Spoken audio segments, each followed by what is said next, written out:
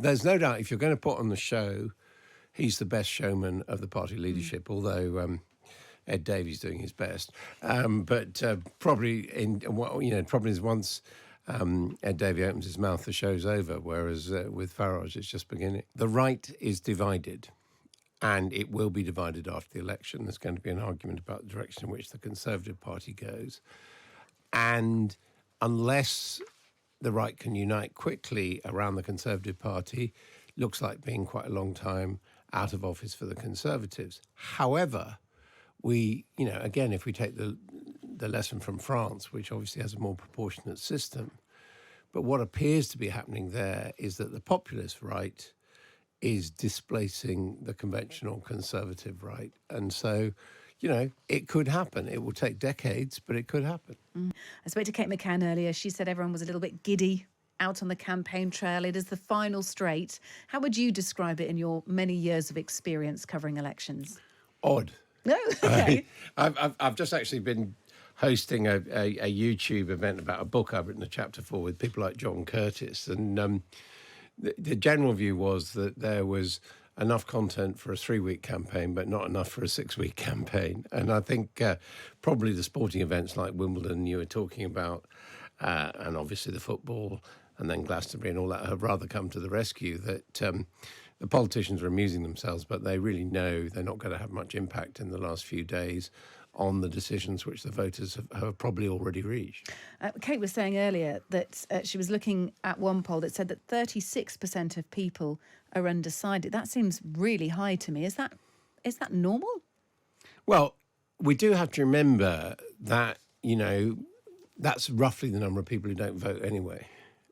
Fair enough. So and people don't know, and there is often in polling a sort of moment of truth that people get in there, and they think they're going to go one way, and then they think, well, what does this mean for me? For example, do I want to pay more tax, or am I, fed up about having to pull my child out of private school, or whatever it is, and they find themselves voting in a different direction. I think the point that a lot of people are making in this election is that ideologically, and indeed in economic terms, there's not a great deal to choose between Labour and the Conservatives. So that kind of motivation for a last-minute change of mind isn't there. The danger that Labour's worried about is that people will say, oh, well, Labour's bound to win. Everyone's talking about a supermajority, so I can have a punt on, Reform or the Greens or whatever. And that's what they're desperately trying to do today, is to say to people, it's not over till the votes are counted, and you've got to cast your vote for Labour if that's what you want. Is the Conservative theory right on undecided voters, that if you're going to go for Labour, you're going to go for Labour, you've probably made your mind up already because you're fed up and you want to change, and that's where you're going to go? But for some Conservative voters, 2019 Conservative voters specifically, you might still not know where your vote is going to go. You've been attracted to Farage and what Reform UK have had to say, but of course they are an unknown entity. They won't form the opposition likely, and so therefore you might just go with what you know or what you did last time and put a cross back in the Tory box. Well, they can cling to that, and they can cling to the idea of shy Tories. But if these MRP polls are anything like right, the people who are most angry with the Conservatives are people who voted for them last time.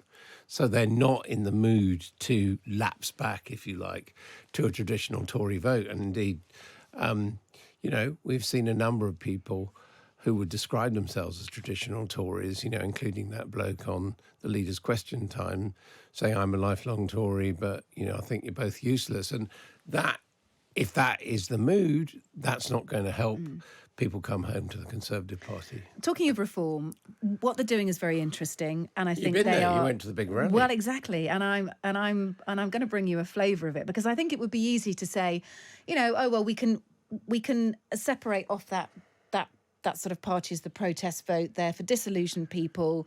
They lean to the right. We can be a bit sniffy about it. We can think it's a storm in a teacup, but I think, as we've tried to do on this show throughout the whole election, take Reform seriously and try and understand who is backing them and what messages they are putting across. And they did a really good job of it yesterday. Let's just take in some of the atmosphere.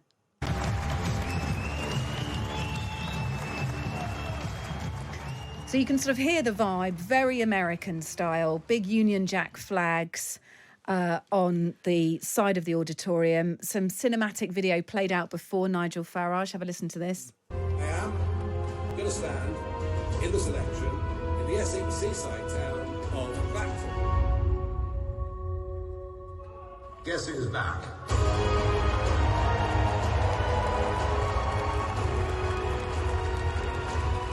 But you know, you have to hand it to them, because in that room, 5,000 seater, about 4,500 people there, everyone was on message. It was that collective environment. I don't think that there was anyone sceptical there. Everyone was going there as a follower, fully signed up, waving their signs. And it made me think about the number of them who would go back home and say, let's be part of this. Let's be part of something. Well, he says he's back. Did he ever go away? Has to be one question. Look, clearly they put on a very, very good show yesterday. Clearly they have significant amounts of money behind them. And no, we're quite right not to discount them, because even although the way the first past the post system looks, it's extremely unlikely that they get more than a handful of seats. They're probably going to come third in terms of vote share in this election. If the opinion polls are anything like right, they're going to be ahead of the Liberal Democrats. And, we've already had Brexit in this country, which was a vote against the orthodoxy of the three main parties who believed in Britain remaining in the European Union. We've clearly got international movements towards the populist right going on, French elections most recently. Absolutely, yeah. As we've seen with Trump in the United States and AfD in Deutschland. In Germany, I can go on. So, as a political force, people do feel uprooted from the traditional left-right choices. And UKIP is, not UKIP, Reform is its latest manifestation under Nigel Farage, is picking up some support. How much support it will actually get in terms of share of the vote, we shall have to see on the day. I'm not sure if you've seen the homepage of the Mail Online website today. It's emblazoned with Nigel Farage's face. In fact, the party have said that they're spending £1 million in this advertising splurge just for this. It isn't even a week, is it? Just for this last few days of the election campaign. They're spending money and they're receiving money as well. Reform has said it's received £400,000 in the past 24 hours following that sort of, Trump-esque stage show in Birmingham that we attended yesterday. So, my point probably is, have Keir Starmer and Rishi Sunak been a bit naive in not thinking about appealing to those voters who want to be part of something? I'm sure it probably cost more than £400,000 yesterday, perhaps not. But if that event has paid for itself and encouraged a whole lot of voters yesterday and made them go back and speak to their friends and all the coverage on social media, then that is money well spent. Farage is on to something here. Well, he's put on a good show. You talked to the people there. I'm not sure necessarily all of them were saying they were going to vote for him. I didn't find anyone who wasn't on message, I have to say. Now, this was an event for Reform supporters. As I said, I didn't really meet anyone sceptical. I'm not sure that was the idea of it. What I did meet, or who I did meet, was people who were really wanting to be part of a movement. Should we listen to a few? So this woman I spoke to, Helen, I think her name was, she said she wasn't interested in politics until Reform came along. Told me told me how she feels about the way that Nigel Farage is reported on. I think the press is very much fake press, can basically magnify something, or we talked about paid actors and things like that. That doesn't bother me, because I saw Nigel in I'm a Celebrity, Get Me Out of Here, and how the media portrayed him so badly just in that. He didn't get a fair play, and that's the first I've even heard of Nigel Farage, and that opened my eyes, saying this man is being treated really unfairly. So I think a lot of it is fake media and so forth, and a lot of our media is filtered as well. But when you go on to things like the younger generation, which my son shows me, like TikTok and things like that, it's less filtered, it's not like the other news, so you get more of a true story of what's going on, and I think that the younger generation see that, and that's like the way forward. Yeah. Well, I asked this man at the rally who he voted for in the last general election. I didn't. So So you didn't vote at all? UKIP I voted for, but I've never voted before, no. Gosh, so how old are you? Sorry? How old are you if you did? 63. So you're 63 Yeah. and you've never voted in a general election No. before? No, I haven't. So reform must really sing to you then? Oh, 100%. You're placing a vote for the first time? Absolutely fantastic, yeah. So, I mean, that is a flavour. You've got that woman kind of, singing the same tune as Farage, really, with what he's, heard about his kind of vitriol Well, a bit against the confused press. about who's accusing who of using actors, but anyway. Well, look, clearly reform supporters are buy into the slight conspiracy theory that the media are, posh lovies. Anti anything grassroots. Yeah, well, that's what he's plugging into. Yeah. Although, of course, the irony of all this is that Nigel Farage, in many ways, if you look at his background, could be described as posh compared to most people. Yeah. Firstly, that, and then secondly, you talk about his decision to go into the jungle. I'm supposed to get me out of here. Just remember, he didn't win. No, but yeah, everyone's still, all of his so what supporters are still I'm saying impressed. is there's possibly a limit to his appeal. Interesting. Yeah, I mean, there's no doubt if you're going to put on the show, he's the best showman of the party leadership. Although Ed Davey's doing his best, but probably is once Ed Davey opens his mouth, the show's over. Whereas with Farage, it's just beginning.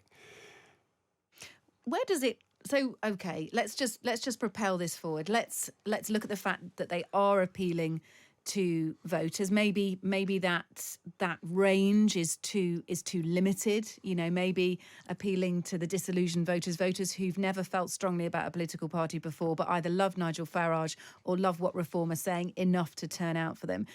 Does that have a limit? Where does that go after polling day, or will we have to wait and see how Reform does at the election? Well, the right is divided, and it will be divided after the election. There's going to be an argument about the direction in which the Conservative Party goes.